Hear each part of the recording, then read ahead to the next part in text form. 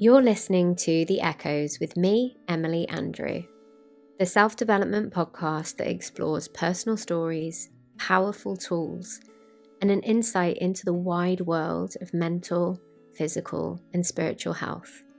Get ready to get curious, be inspired, and connect in. Hello, and welcome back.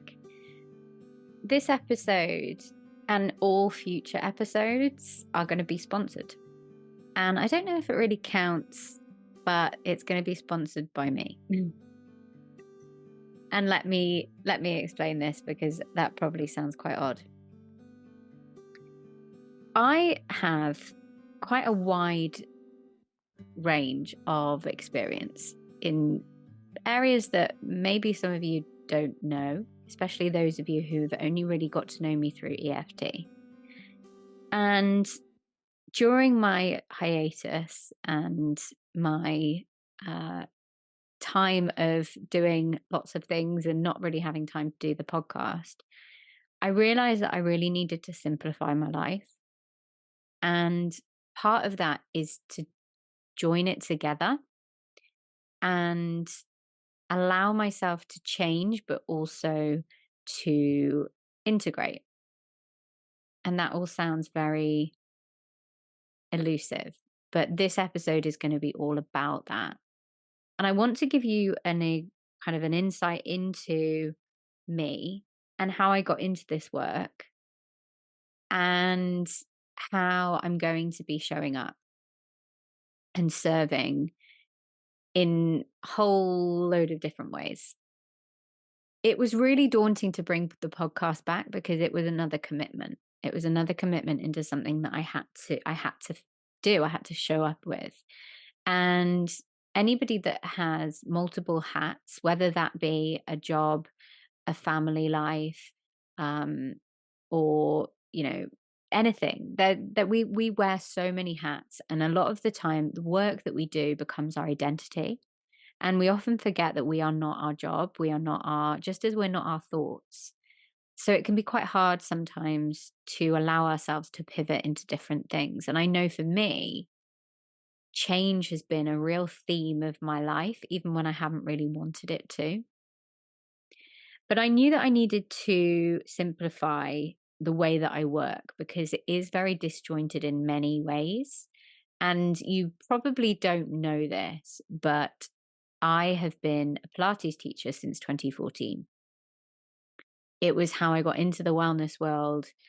And I'm still teaching. I still teach one-to-ones. I teach people who either can't make it to class through injury or age. And it's actually been quite difficult to think about not doing that anymore. And partly because I don't feel like it takes up that much of my time. I teach one night a week now. I really, really minimize my actual classes because the pandemic absolutely wiped me. Not just physically and mentally, but financially, trying to be a fitness teacher, which is what I was at that time. I was a Pilates teacher and that was it. It totally devastated me. And it just so happened that I also ended up pregnant at the tail end of the pandemic, which only kind of worsened my financial situation. And I never really recovered from that, because it was quite difficult to have everything stripped away from you, your only way of kind of being independent financially. And I guess we're all at risk of that, whether that we make our living at a job where we could be made redundant, or whether we're somebody who is big on Instagram and, if Instagram or the internet goes down, a lot of my work that I do now is online. The internet went down in some kind of apocalyptic issue that could potentially be devastating. But we don't not do these things because something could go wrong, because if we did that, we just wouldn't be living. But I want to talk to you about how I started, hopefully in less of a roundabout way than I have started this podcast, but also why the podcast will be sponsored from now on. So let's get into it.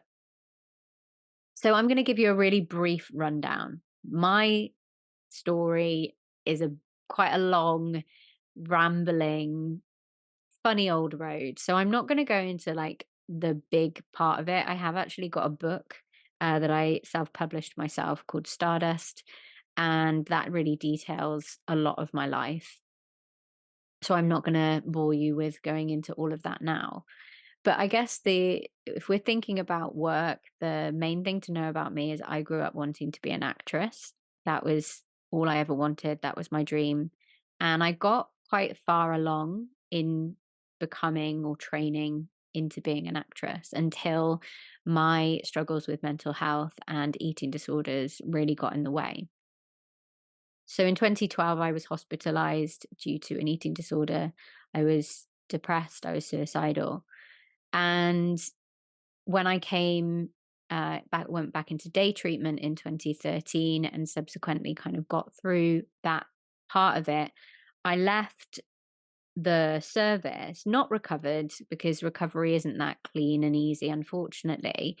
But I came out with a perspective of I don't know that I can go back to London and train to be an actress. I think that that's going to be really difficult for me.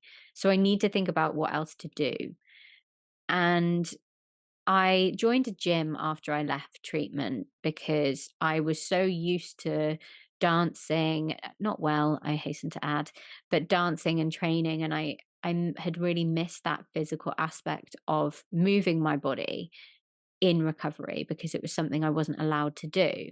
But I wanted to kind of nourish myself as where I was at, which was really depleted, really weak. And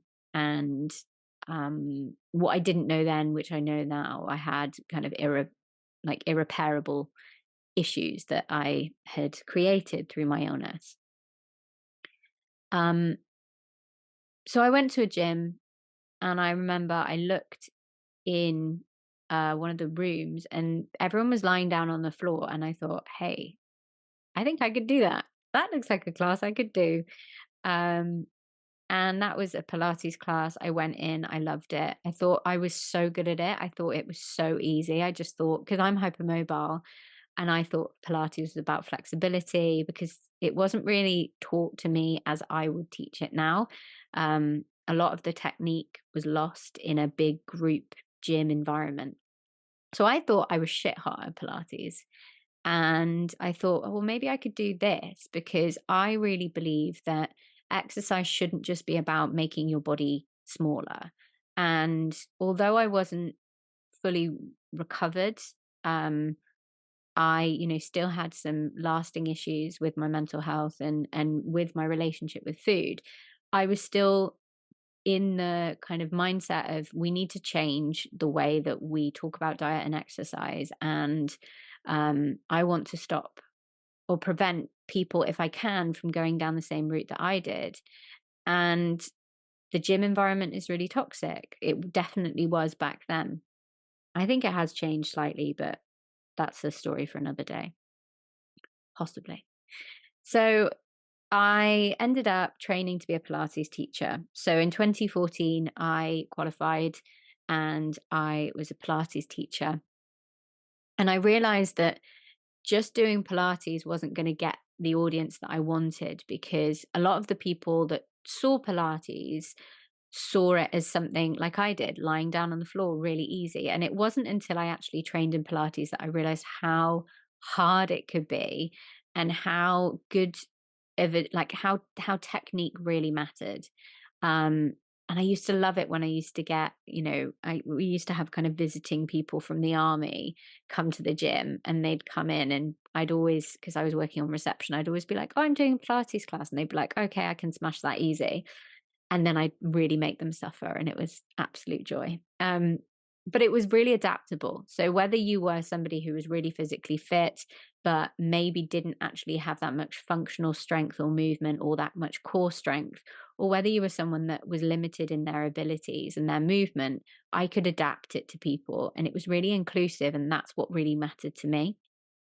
But I didn't have a kind of a I wasn't making the difference in the fitness industry that I wanted to. I wanted to smash the fitness industry, like smash it to the ground, and for people to wake up and realize that trying to change their body in 6 weeks and go on these crazy diets and these fad programs was just really mentally damaging as well as physically damaging. So I ended up training to be a personal trainer. So I did my personal training qualification, and I think I got the get a proper job syndrome. I suddenly thought, you know what, this is really hard. Um, I don't know how I'm going to do this. And I kind of lost faith in my ability. By then, I'd finished my performing arts degree. Um, and because I ended up finishing that in my hometown while I was doing all this work and this training. And um, I thought maybe I just need to get a proper job and this can be like a fun side thing. I'll just teach Pilates on the side. And that never really lasted. Like I got jobs, but Pilates always kind of brought me back and I was never good at working for people. So I ended up doing lots of kind of coaching in relationship with food stuff.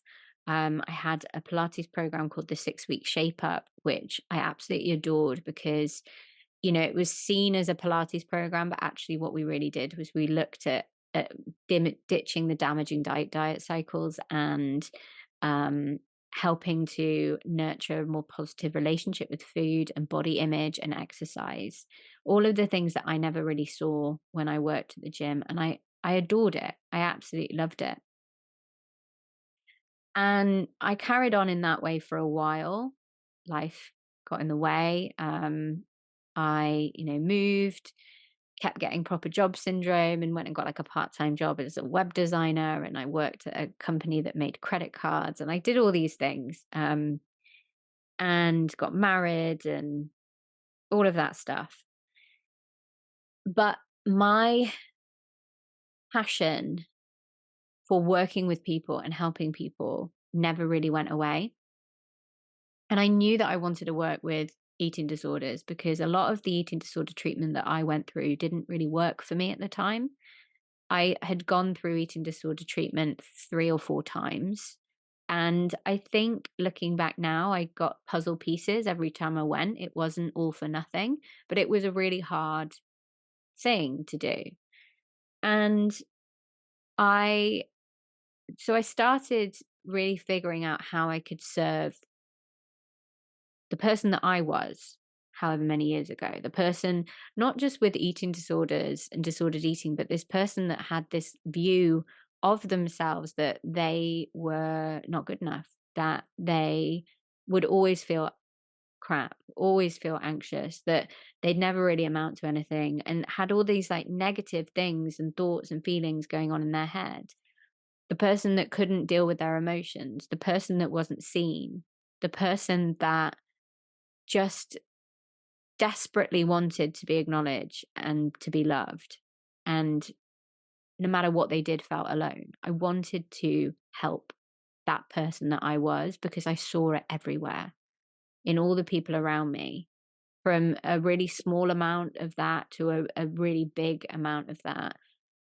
There was this, I just saw that we were all living our lives with these stories in our heads that weren't true.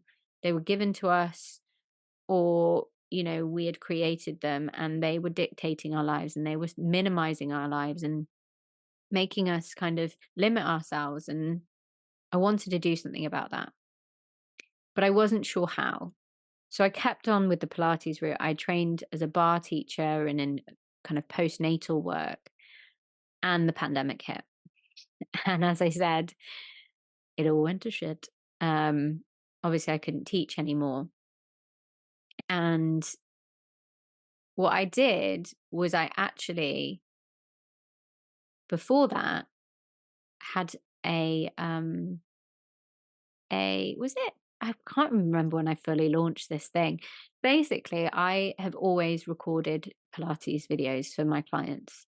Um, I think my oldest video dates back to like 2017, I think. I think I might have had actually a one in 2014 when I first qualified, but I don't think that's on the membership because that, I mean, pretty tragic. It was so serious. Um, but I had this online stuff, and obviously everybody went online in the pandemic. So I started teaching over Zoom, adding them to my library, etc., etc. Started doing bar stuff, which is a much more upbeat. I really loved I created music playlists to go along with that and all of that stuff. But I realized during the pandemic that Pilates, I loved it. And I love that I've been doing it for so long. And I love the people that I work with. But it wasn't going to be my future. And I think I'd known that for a long time. I'd always wanted to be a therapist.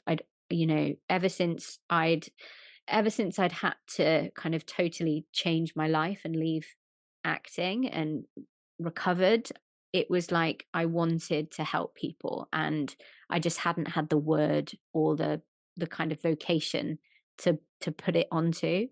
But it became more and more apparent to me that I wanted to be a therapist. I wanted to really support people in not just a group way, but in a one-to-one way. So I started doing my eating disorder practitioner training, and I loved it. It was fascinating and brilliant, but I didn't get the fulfillment I quite wanted. I was expecting to be like, right, now I'm on the path. This is it. And I was going through the course feeling really, I loved it, but there was something missing. And it was actually that course when they mentioned EFT. And I had no idea what it was. They just said it was really good for cravings, and that was it really. And I thought, oh, EFT, I'll have a look at it. And I looked and I thought, I'm going to give this a go. I don't fully know what it is. And I think I've said in one of my other podcast episodes that I didn't realize it was kind of based on acupressure and like combining the mind and the body. I didn't really realize any of that. But when I found out that they talked about meridians, I was like, oh, I had a medium reading years and years and years ago, probably in 2016, maybe. Um, Talking about I was going to work with meridians. So that was like a big like, oh, okay. And in that episode all about EFT, I talk about how I felt at home, how I clicked. I've never clicked with anything as much as I have EFT. Um, but EFT also helped me to pull together everything that I'd already learned and work in a way that felt really aligned and authentic to me. And I could still work with eating disorders and use that knowledge from that training that I did. But I could also work with the person that doesn't have an eating disorder, but had all of those feelings of I'm not good enough, or whose anxiety was getting in the way, or felt like they were too stressed at work and they couldn't cope with their emotions. Like all of that stuff I could do. And obviously, EFT being such a fit for me has been incredible. And being able to then support that even further and actually step into starting to call myself a therapist with my cognitive behavioral hypnotherapy training is just, it feels whole, it feels complete. And if anybody out there is a coach or a therapist or a counselor, that, and even like a personal trainer, you always have to keep learning. So I'm not saying I'm never going to do another training course again, but this now feels really strong. It fits. It all fits together. And I'm coming to a place where I feel really aligned with what I'm doing and confident in my ability, confident in my training, confident that I have the skills and the knowledge and the tools. And I had that with EFT, but there was always that thing of when somebody said, oh, what do you do? I'd say, oh, I'm an EFT practitioner. and I specialize in working with eating disorders. And they'd look at me with this blank face.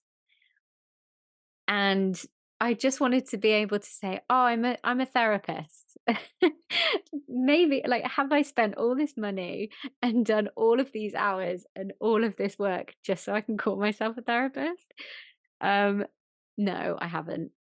The reality is I haven't, but it's a big part of it, okay? I'm gonna be totally honest. I wanna be a therapist, and I want to be able to just say that and not have to explain it. Um but actually, the training that I've been doing has been so much more than I could have imagined, and it's been so integral.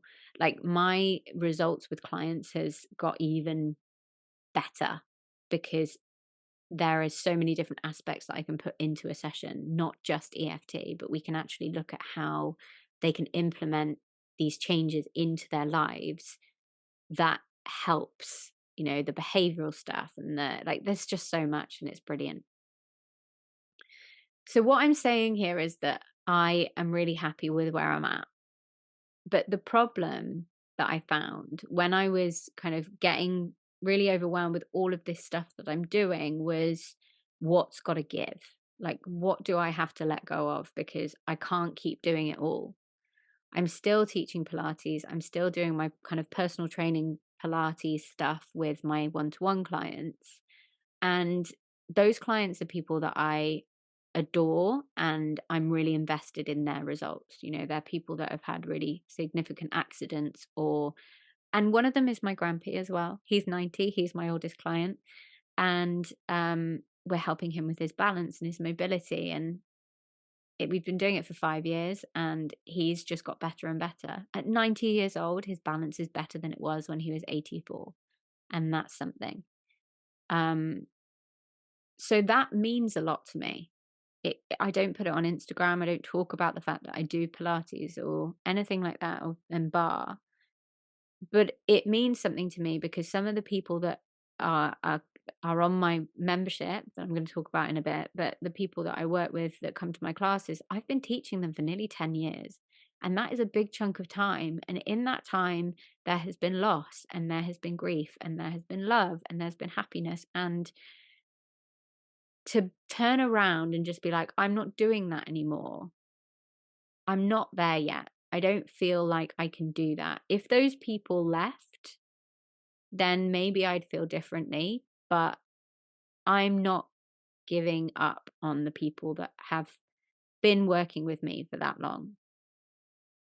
Even though it has been hard, it has been a struggle financially. A lot of the time it's difficult with classes, and I've always run really small classes because I don't believe really in having like 30 people in a room and not being able to know that everyone's doing it properly. That was why I thought Pilates was easy, because I was one of 30 and I had no idea about technique. I had no idea what core engagement was. So I just thought I was shit hot at it, and actually I just wasn't doing it as good as I could be. So I run small classes, and that means that every single person counts. And it also means that if somebody kind of leaves, or if somebody moves or can't come for a period of time, then it's a real hit on whether I can actually run the classes or not. But I took some time to think about, like, is it worth it? And actually, for the reasons that I said, yes, it is. But I'm not going to try and push and do more classes or anything like that because I just don't have the capacity. Because I do really believe in my kind of future as a therapist. And I've got some really big plans with EFT and eating disorders, and I can't wait for them to start to come into fruition. I'm not going to talk about them yet, but I'm really excited about being able to do that. Um, and that is, but what is going to give? So I decided that what I'm going to do is I'm going to stop. I had a Patreon which is very much neglected, and the Patreon had lots of recordings of EFT tapping lives that we did, and it also kind of had lots of scripts on there and things like that. And actually, what I've realized is I have I have 2 memberships, and I don't have time to run 2 memberships. And you will probably never have heard of the one membership that I'm about to talk about. But since the pandemic, and I've been recording videos even before that, as I mentioned, I have been creating and continuing to add into a membership which is called Mind Body. So Mind Body on Demand, or MB on Demand. And it was my Pilates membership. So every month there is a new Pilates or a bar workout, and it has a theme. They're usually between kind of 20 minutes to an hour. Sometimes I ran challenges, so I've got kind of 10-minute videos on there as well. Um, the 6-week shape up videos that I mentioned are all coming into that membership now as well. So you can kind of follow along with a challenge that is a bit more in depth. And I'm putting it all together. So instead of it just being a Pilates and a bar membership, which I mean is big, there's over 200 videos in there for all different ages, for, you know, looking at coming back after you've had a pregnancy, or after you've had surgery, or like arm workouts. Like there's so many different things to do, different vibes, different energy levels, different fitness levels. And it is literally, so many years of teaching put into this kind of platform. And every month there's a new video, but I've realized that actually it can't be called Mind Body when there's just Pilates and bar videos. But the actual name doesn't make sense.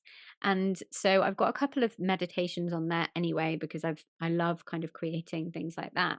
But I just thought, I'm putting it all together. I'm going to put it all together because then I can start to talk about it, because it has EFT involved.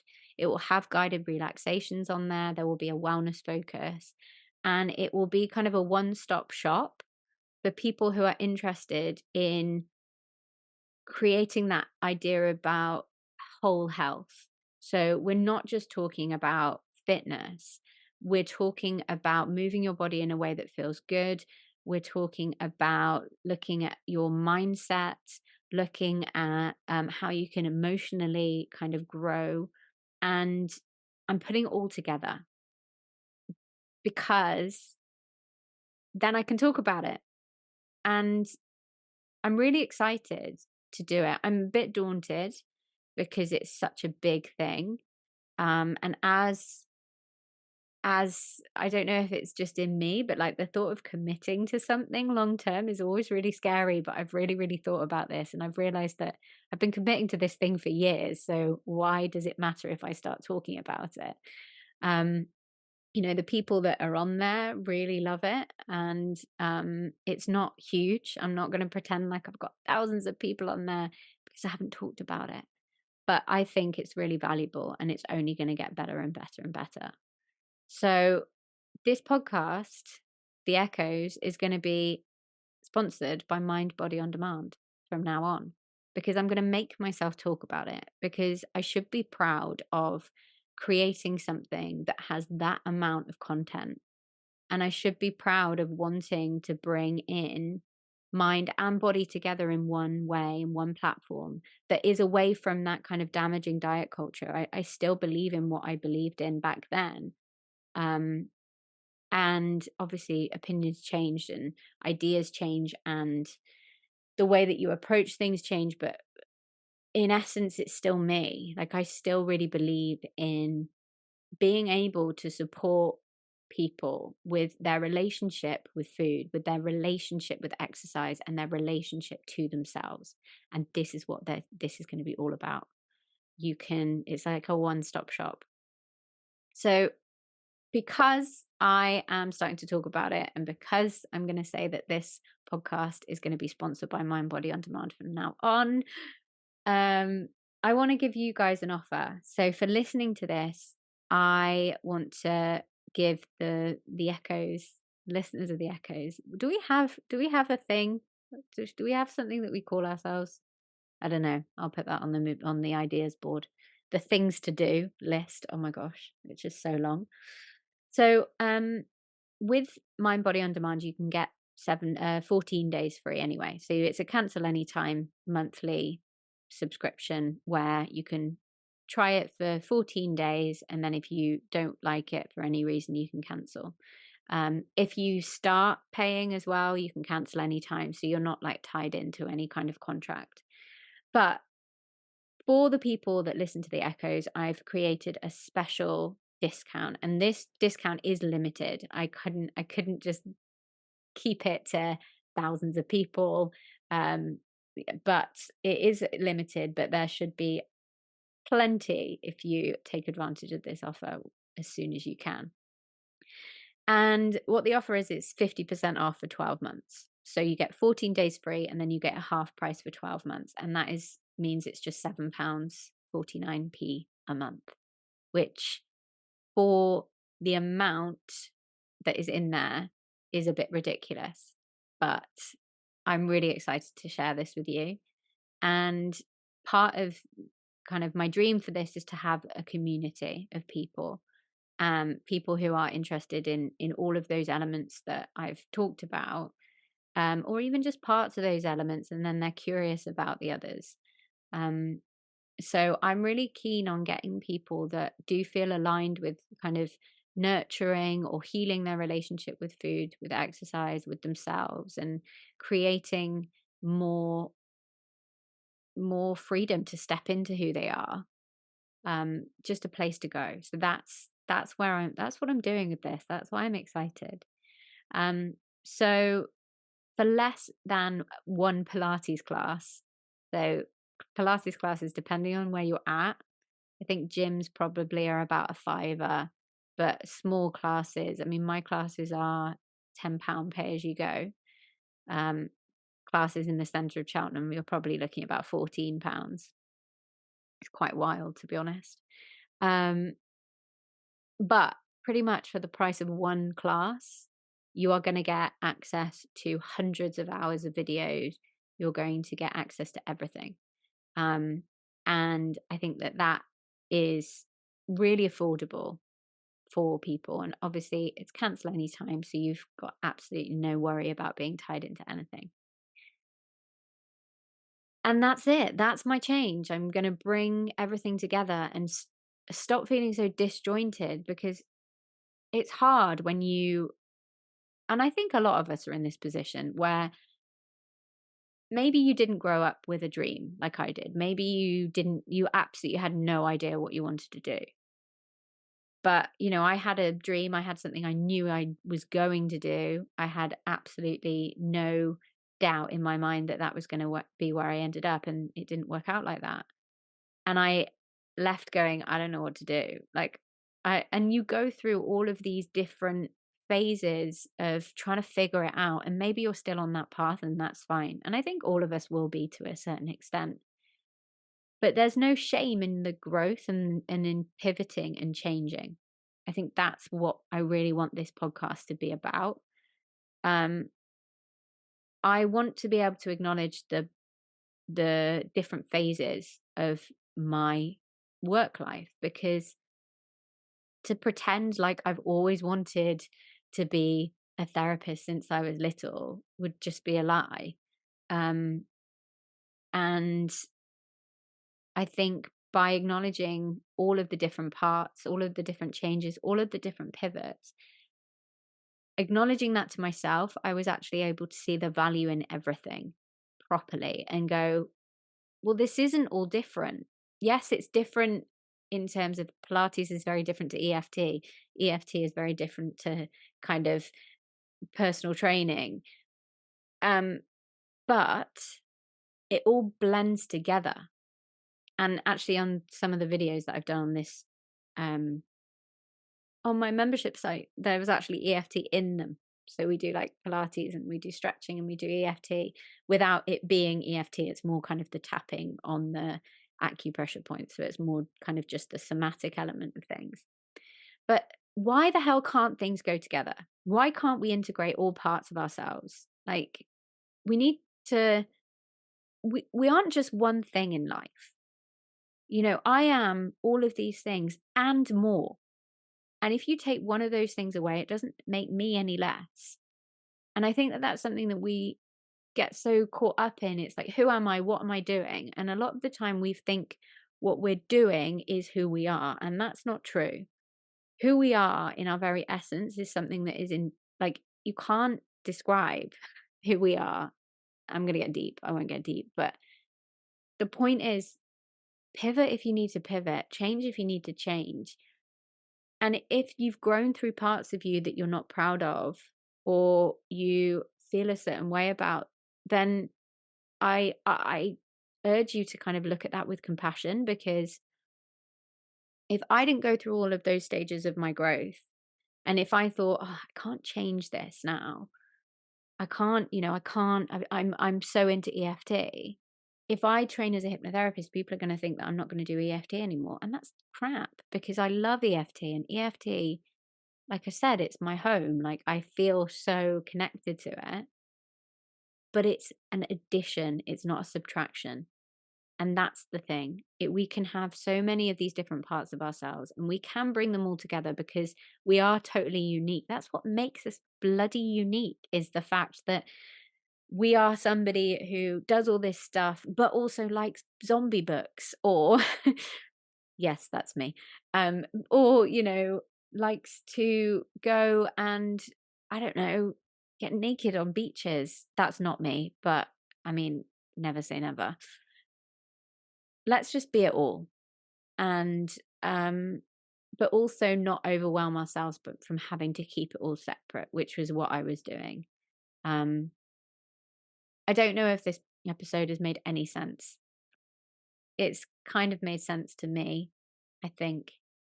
And it just has given me permission just to keep doing the things. So thank you for listening to this. I don't know, personal therapy session? I don't know. But also hopefully you got a bit more of an insight into me and how I've got to where I am, and that it hasn't been this clear, concise, easy road. It's been quite complicated and confusing, and at times really crappy.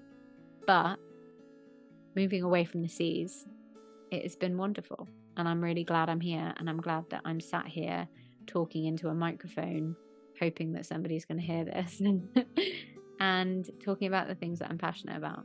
So I'm going to leave it there. I have no idea how long I've rambled on for, and I've got no idea how many mistakes or words I've probably said wrong, but at this point I really don't care. I'm showing up as me, and I'm really grateful that you're here and you're listening, and thank you. And I will see you next time.